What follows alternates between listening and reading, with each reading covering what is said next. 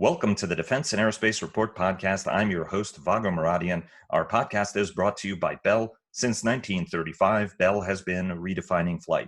Learn more about its pioneering spirit at bellflight.com. Joining us is Barry Pavel, the director of the Brent Scowcroft Center for Strategy and Security at the Atlantic Council, who served on the National Security Council and the Pentagon under both Democratic and Republican administrations.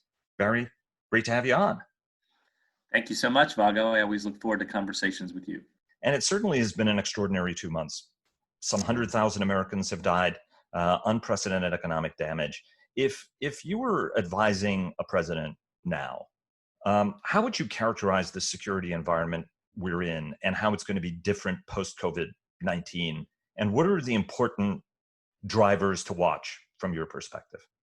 Well, those are fantastic questions, Vago. Let's start with a couple of concepts, but then we also want to get to specifics. First of all, like anybody who says that with some certainty they know where we're going to end up, don't believe them. So I won't try to impart such certainty.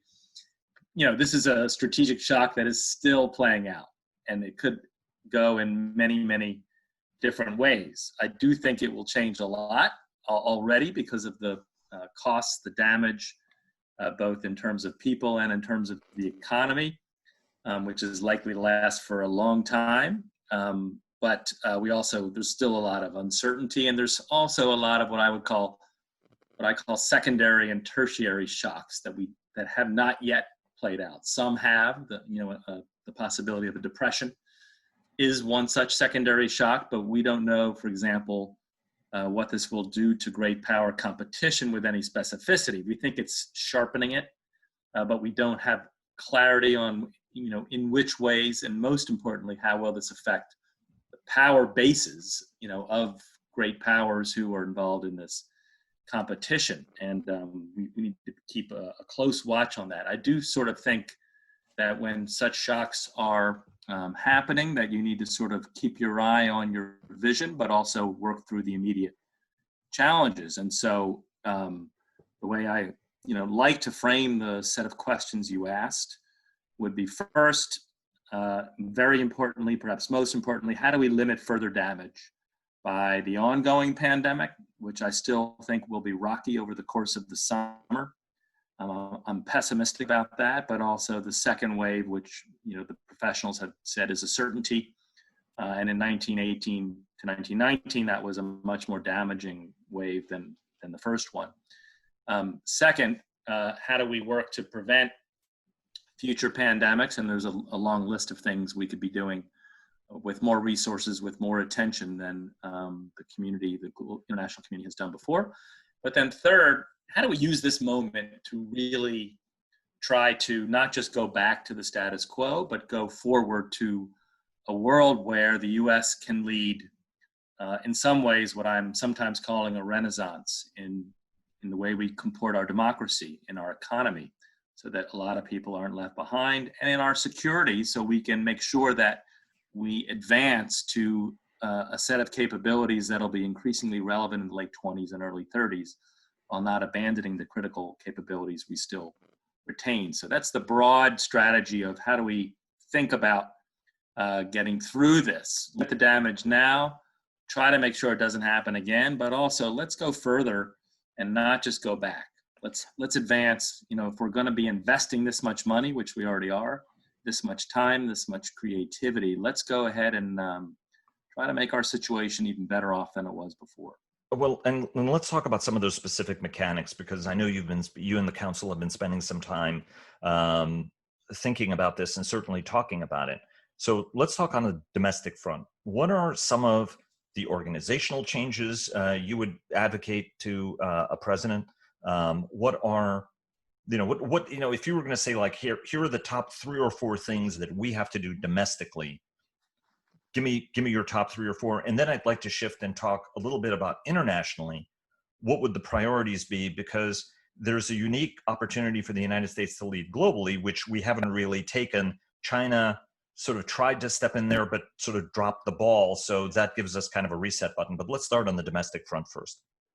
So domestically, and these blur, and I'm not an expert on pandemics. I'm, watching a lot and talking to a lot. But you've stayed at a Holiday Inn Express, so you'll be pretty good. Good point. I forgot about that element of my resume. How do we do a better job of aligning responsibilities for a pandemic? For example, in the United States, do we really think that HHS should be the lead? I'm not saying that they shouldn't do anything, but what kind of cross-government reform should we be thinking about? What roles for the Department of Homeland Security? What roles for the Defense Department? I think those are very significant questions, especially as we imagine we'll need to be ramping up some capabilities that either we didn't have or that we didn't have in insufficient level. And so, when I think about it, just my initial going in shot is that DoD can play some significant roles because it has capacities, it has global capacity and national capacity. It has capabilities and it has, can-do orientation and is very mission-oriented. So while I do think, for example, that the budgetary outlook for defense is, flat at best, but maybe even heading down, there are some things we might want to pause on until we go through the next National Security Strategy Review, which is on the books, mandated. The next National Defense Strategy, so 2021, will have major impacts on how we think about national security. Look at 9/11, 3,000 dead, and look at all we did to reform how we think about national security, how we conduct it, our organizational structures, and now we're at 100,000, horrific.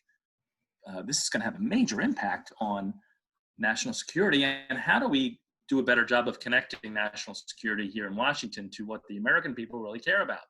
They are scared. They are concerned about this, and we're losing them in great numbers. This is real security, so we have to really think about it. Now, DoD has, intelligence and warning capabilities.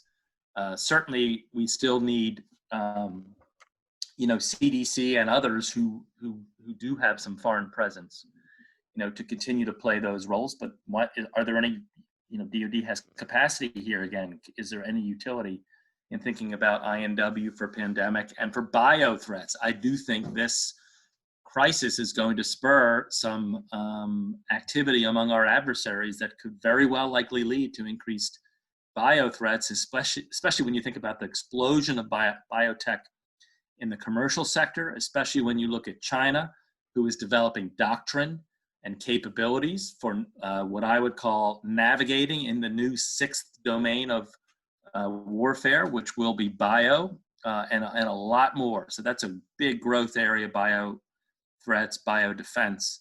Also C4ISR for both domestic operations and also international. Transportation, logistics, medical response. You can imagine new headquarters structures, new command structures. You can imagine a new component command in NORTHCOM. I'm just making it up, Joint Task Force Pandemic Ops. A new Assistant Secretary of Defense to help organize across the defense establishment, all the necessary policy, strategy, resources, capabilities, forces, etc. Our allies will certainly be asking, their militaries, how can you help us posture better to reinforce the civilian response to the next pandemic? And so, NATO's going through this reflection process this year. I cannot imagine this would not be part of that reflection process. So I think a long way of saying, there are DoD roles that can be played, at least in the near to medium term, until we decide that we can stand up other structures to either handle those issues or handle a good proportion of them.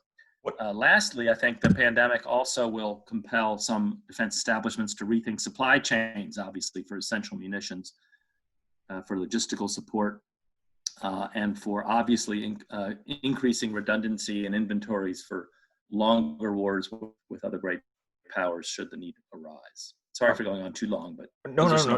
And not at all. I mean, I like the breadth of that, and also some of the specifics on organizational constructs. INW, for people in our audience who might not understand what that is Indications and warning. My apologies. not at all. And I didn't want anybody to be thinking of India Nature Watch or something like that. I'm just kidding. And what are, you said we have to think very, very carefully about capabilities.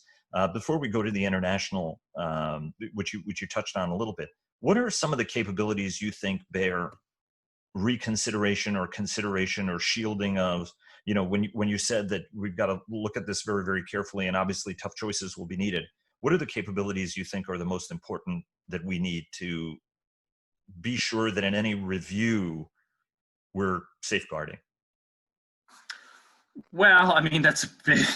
In other words, answer the next National Defense Strategy Review question. So why you get the big money, Barry? That's an easy one. I mean, I think, I'm not going to sort of say, well, we don't need platforms X, Y, and Z. But I do think, some of the obvious things we do need, much more injection and application of AI across the enterprise. And I know there's lots of good work underway on that. Quantum computing, much more accelerated approach for unmanned, in all domains. And then the one I think the one that I've worried about for a very long time, and the one where I've seen the biggest mismatch between supply and demand, is this question of bio. I just have seen the explosion of biological capabilities in the commercial sector all over the world now. And I've seen the Chinese starting to really dig into it, invest in it, leverage it in major ways. This includes genetic engineering, human performance enhancement, a lot of other capabilities. And I don't see DoD playing that much. And so this, if this pandemic does anything, how are adversaries going to apply, I would say analogous capabilities right into their way of warfare in the 2030s? So this is the one, I don't think we hear as much about. And again, I'm not an expert in that area, but I know enough to know this is really a problem for us in a potential area of significant surprise. And so in addition to all the other areas you've heard many times on this show, right, that's one area I would start to, put on people's radar screens. And of course, and you and I have talked about that whether or not we choose to go there for ethical reasons, our adversaries may actually be very comfortable going there, and so we've got to think through what that means for us, one way or another. Yeah. And just a quick word on that. I mean, I'm not at all suggesting violating the Biological Warfare, Weapons Convention, not warfare, the Biological Weapons Convention from I believe it was from the 70s. But I am suggesting we watch very closely what our adversaries are doing in terms of R&D and other activity. I am suggesting that we get extraordinarily linked up with the leading biotechnologists in the world in Silicon Valley, and they are there. But they're also in places like Shenzhen in China and elsewhere. So we really just have to get smart on this and start thinking of ways to prepare to defend against the Chinese leverage of this suite of capabilities at minimum. The heart, soul, and core of the Atlantic Council is its mission with allies and partners, with the Transatlantic Alliance at the heart of that, but also global alliances. How does the United States need to be reacting and acting now? This is the first crisis since the end of World War II, certainly where the United States has not been in the forefront and not leading. And there are many who would say that because the United States is leading is why not all that much is happening. China tried to fill that void, but actually may have made more enemies than friends, thereby giving us an opportunity to sort of hit the reset button. How does, what advice would you have for an American leader now in how the United States should be responding and what the United States should be doing, whether it's organizationally, whether it's in terms of investment, in order to better organize the world against a, literally a plague that has killed hundreds of thousands around the world? Well, there's a lot of specifics we can be doing around the world. Again, I'm not an expert, but there's also, I think, most importantly, in terms of just U.S. role in the world, how do we in Washington do a better job of connecting any U.S. role in the world with the average American citizen, who's many of whom have not done well over the last 15 years, who've lost family members in the wars in the Middle East and don't see why, who've lost jobs, due to globalization, and that whole line of thinking, which I'm happy to go into more. I see too much careerism in the foreign policy and defense community, especially in the policy community, and not enough really hard thinking on basic assumptions. Going back to, in my view, what's the Scowcroftian approach where we're not overusing the military and we're really trying to leverage a number of other instruments of power, and how do we just connect that to what the average person thinks about? Because clearly we have not done a good job. And so, like, really fresh core thinking about a U.S. role in the world is really important, I think, in this time period. Or it doesn't matter what role you'll take, because no one's going to support it. And they're going to react the way we've seen a lot of people react over the last 2 or 3 years. So that's really, to me, jobs 1, 2, and 3, making it much clearer. And that is a cause for new debate in our community. That's number one. Number two, I just think to me, it's obvious. How can you deal with threats that cross borders without dealing with friends who are outside your borders? So to me, it's very obvious. An approach where you're working with people who share your values makes the most sense.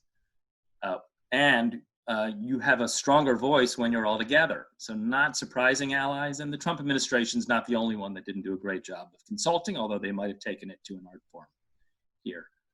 Because there were certainly similar issues of lack of consultation in the Obama administration, but it's in a different time now.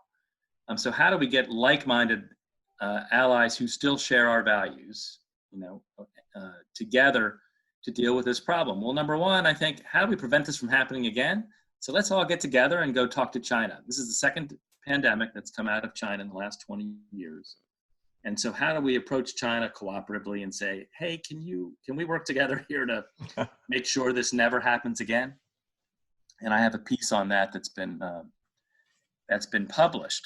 And then how do we erect structures? I don't know. I'm not a WHO expert, but my sense is you don't abandon one platform because it didn't work as effectively as you'd like and start from scratch at some point. So how do we keep what's good in the WHO, but also start working together? And maybe there's a room for a like-minded institution. Maybe there's a Democratic Health Alliance. And the reason I'm thinking that is, the foundation for democracies is transparency and openness. Well, the foundation, it strikes me, for global health security is transparency and openness. So there's, so you can see what's going on across the world, obviously leveraging tech, but in other ways. And thereby trying to get at challenges before they rise to a certain level of threat, like this one certainly was allowed to do. So I think there is interesting room for an alliance of democracies that deals with health, or maybe you bring it into current structures, or both. So NATO's certainly discussing this, but I think getting like-minded Asian allies, like-minded European allies, US and Canada together, and maybe others, saying, okay, we're all enormous advocates in our values for transparency and openness and integrity of data. How do we get together and make sure that we at least are creating a global community that is exercising best practices, is helping each other with warning, is helping each other with potential response capabilities, et cetera? That's one sort of specific idea I think might be worth some exploration. To that point, Barry, you said that mission number 1, 2, and 3 has got to be sort of rethinking America's role in the world, especially after 75 years of success. We're celebrating the 75th anniversary of the end of World War II this year, and that post-Cold War or post-war rules-based order that's been driven unprecedented economic prosperity and unprecedented peace in many respects. How do we need to rethink that role, especially at a time when we seem to be going into a Cold War with China? Those are big and good questions. So what I would call a global strategy reboot, that takes some very fresh looks and just doesn't assume we're going to keep doing the same things we've been doing to the detriment of a lot of our population in terms of jobs, livelihood, health, and their own security. And that's assumptions of globalization, right? Is at base what you're talking about. No, assumptions of our foreign policy where we are, you can't stop globalization, but you can make it more inclusive and more equitable for your population. Other countries are doing this in various ways, retraining initiatives, and the like. But you have to, not just do it and let the chips fall where they may. I also do think there's been an over-militarization of American foreign policy. And here earlier in our conversation, I called for military roles in pandemic security, but I'm not talking about, blowing things up. I'm talking about using capacities that we have. And so returning to a more balanced approach to American foreign policy where we husband our resources, in particular our military resources, for when and how we really need them. And not every time there's an incident somewhere do we have to have far-flung forces all over the world. So real prioritization and not global presence with no sense of priorities, I think, is really important. Having a conversation, an ongoing conversation with the American people, because we're going to keep getting a lot of these kinds of shocks. I predicted this in an April 2015 paper that we would be getting. We were in for a bumpy ride over the next 5, 10, 15 years, and that we need to make sure that we're doing a lot more communication with the citizenry who supports the American defense effort and the American foreign policy effort. And then on China, I do see China as the most significant challenge to U.S. national security in a very long time. As you mentioned, they're economic. And I think you will hear my boss, General Jones, say that this competition is going to play out much more in the technological arena than it will in the military. The military is still important, but the United States has got to get its act together on key technologies that will drive the digital economy of the future and also have significant relevance for the military capabilities of the future. I think most of your listeners know what that list looks like. 5G being an absolutely critical part of it, that General Jones has been, a real leader in trying to think through what that looks like. He sure has. I say he's been on a 5G jihad. But there's a broader China challenge that I just don't think people have woken up to sufficiently. That they are, and Europe is starting to, which is nice. It's good that China overplayed their hand and sort of made clear what their ambitions are during this crisis. They have suffered, but so has the United States suffered.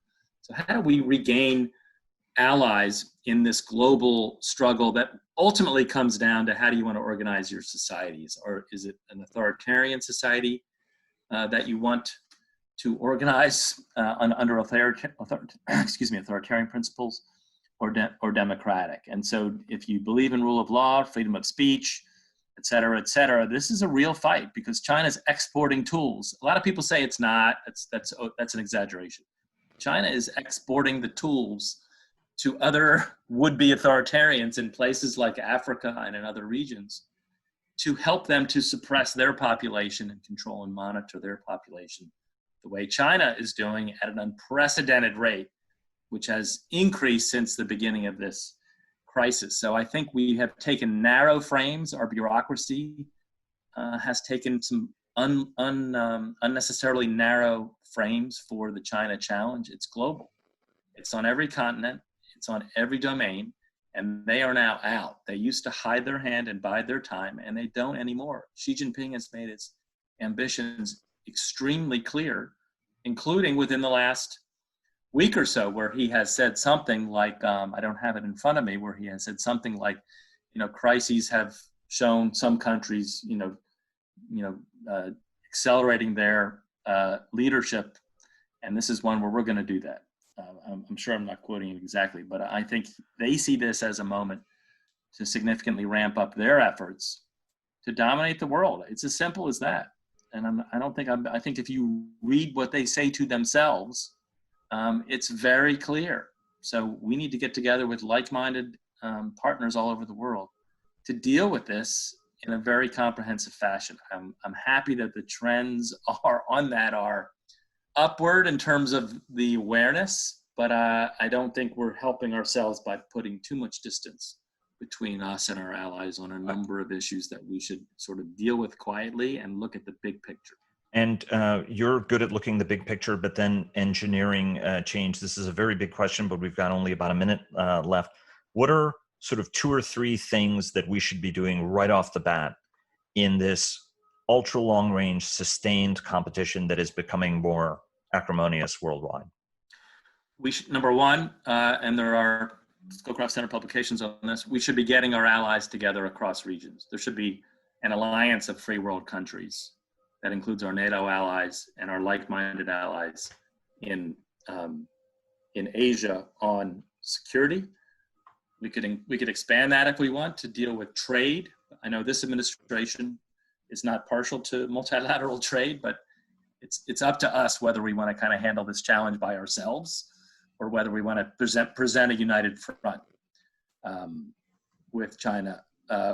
You want to do the same thing on technology. I talked about doing a similar thing on global health security. And you need to just really work with these allies to adapt the alliances for this extremely different set of challenges presented by China. At the same time, handling Russia as well.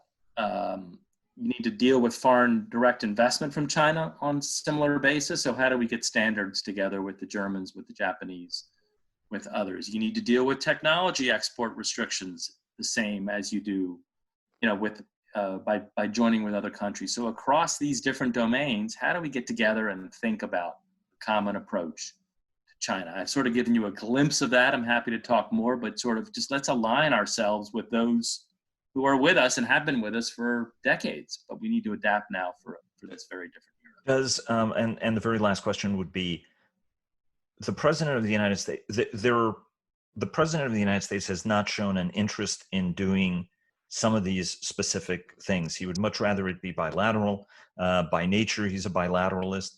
How do you get to this better organized place if the President of the United States does not put a very big premium on?